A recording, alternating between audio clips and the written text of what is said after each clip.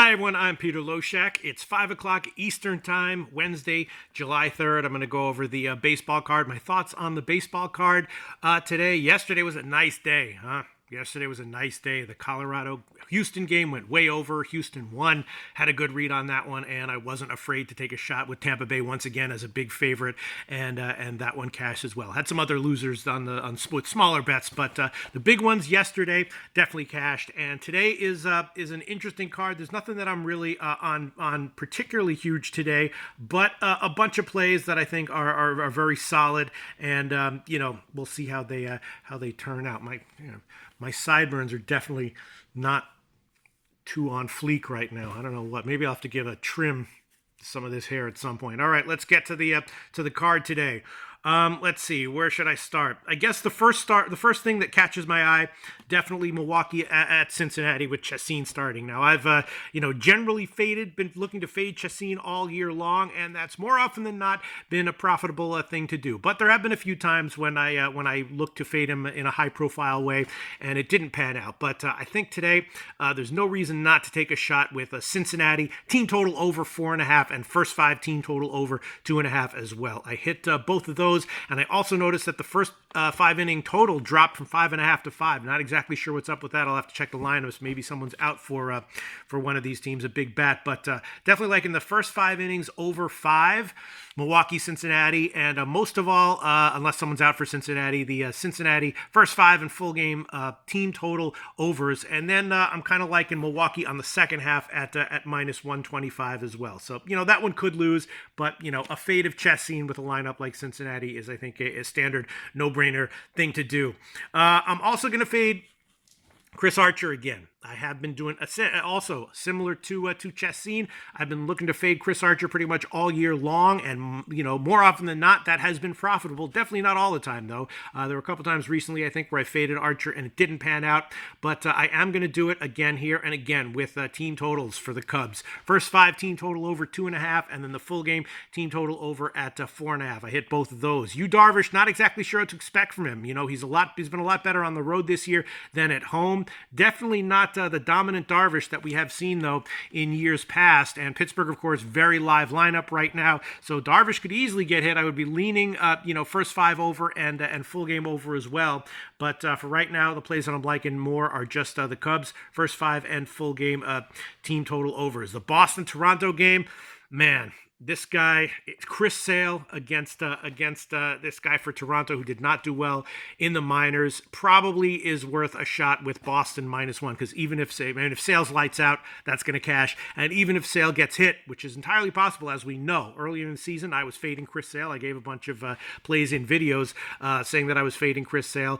So Sale could get hit, but even if he does, it's not at all unthinkable that Boston could bail you out on that one, hitting Toronto and whoever comes after this starter for Toronto. So, Boston -1 probably has some value, but that's not an official play. I'm just thinking about that one out loud right here. The game makes me nervous. Baltimore, Tampa Bay. Means. I've been talking about Means for a while, since he came up all season long. I have been taking shots with Baltimore on the first 5 innings when Means starts, and today I did it again. Just the Tampa Bay team total under 2.5 at plus 100, I think, or minus 105. Just the Tampa Bay first 5 team total under at 2.5. The first 5 under at 4.5 might have some value as well. Baltimore doesn't figure to be able to put up too many runs against Stanek and Chirinos, who should come after him. So, I like Baltimore first 5 team total under. I like the first 5 under at 4.5, and then a shot with Tampa Bay on the second half at minus 160 is also something that I did hit, and think it might have some value there. The other games are a little bit tricky. All right, let's talk about Houston, Colorado. Yes, I did hit the over on the overnight line at 13.5. Now it's up to 14.5, and I did hit the Houston first 5 team total over when it opened at 3.5. Now that's up to 4.5. On paper, this has over and Houston crushing Lambert all written all over it. So I did make bets on it, but it's not like yesterday where I was just, liking overs every which way.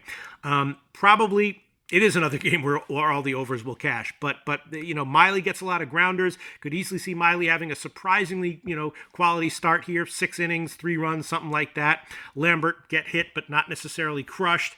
And then the second half of the game, a bunch of runs put up, and maybe it only lands on 12 or 13 or something. So I did hit the over 13.5 on the overnight line, but I don't know what I think about the line now at 14.5. I don't know if I would take it if I didn't have the overnight line.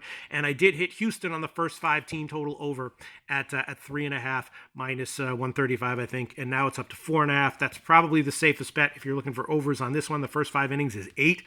Again, look, Miley could give up 5 runs in the bottom of the first easily. He could also have a nice start. So, expect the unexpected. Games in Colorado, we saw that with the Dodgers series. A lot of times, pitchers like Ryu and Buehler go into Coors and get crushed, and pitchers like Miley and more mediocre pitchers go into Coors and have good starts. I'll never forget there was one year where I was fading Bartolo Colon game in and game out.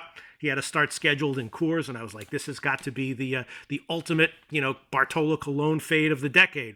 But he wound up having one of his best starts of the year at Coors in that game. So, I don't know how to handle this game right now. I took the over on the overnight line and the Houston first 5 team total over as well. Minnesota and Oakland is an interesting game. Fiers is pretty reliable. I like Minnesota on the second half at minus 125. After Fiers comes out, he should have a nice 6-inning start.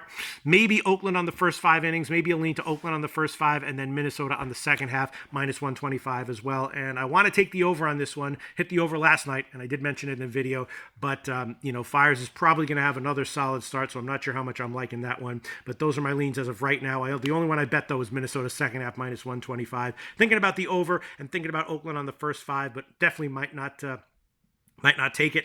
The Cleveland-KC game is another tricky one. Clevenger, I talked about him in his last start. I had a good read on it. I said that he was going up against, who was he going up against? Someone else with an injury issue, and I said that I was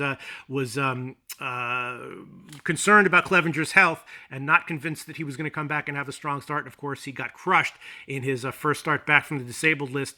But the reports are that he's throwing well, that he just had some jitters, and he might be a lot better here. I did hit the over 8.5 on this one on the overnight line, and it's now gotten bet up to 9, but would not at all be surprised if Clevenger has a very strong start here. So again, there's a lot of games like this on the card tonight where they're interesting. I have mild opinions, but nothing too strong, and I made some overnight line bets that beat the line move, but other than that, nothing too excited to give it. Nothing that excites me so much that I want to give it out to everyone. The Angels and Texas game yesterday. Nailed that one right. I said Angels second half and Texas first 5 team total over. I'm feeling the same way here as well. Canning, the bets I made, I did bet Texas first 5 team total over, and then I also took the Angels on the second half, and I took a small shot with the first 5 over as well. There should be more offense here. The Angels, of course, very emotional time for them. They're coming off of the big win, so it's a little bit of an odd situation. But Canning is probably going to be kind of vulnerable here in this spot, and I think Texas should hit him a little bit. So I took Texas first 5 team total over at just 2.5, and then I did take the Angels on the second half. The Yankees-Mets game, that's another one I passed last night. I'm glad I did, and I'm passing again. Vargas, 10 strikeouts. A lot of people are down on Vargas because there's some peripherals that indicate that he should get crushed, but he has not been getting crushed relatively to some guys who do get crushed, and got 10 strikeouts in his last start. So Vargas is not the gas can that some people had him pegged as being a few months ago. And then Herman for the Yankees, he coming back from the DL, was struggling before that, not exactly sure what to expect in the Yankees, still probably having a little bit of a hangover from the London game. So I'm passing on the Mets-Yankees game completely. And I guess that's about it. The late games, I don't have opinions on as of right now. I might pass on them all. I'd say my favorite play of the card, probably Cincinnati first 5 team total over, or full game team total over at 4.5. And then, a bunch of other plays that I'm kind of liking a bit. The Cubs to hit Archer a bit, Means to have another good start, and then for Tampa Bay to be a good play second half at minus 160. Texas to hit Canning a little bit, maybe not. Houston to hit Lambert, maybe not, and Minnesota on the second half, Oakland on the first half. So it's a pretty calm card as far as my action is concerned. A bunch of plays, but all of them modest, and hopefully it'll turn out okay. I'll try to give some analysis on the overnight lines for tomorrow's card if I get to it tonight. Thanks, everyone.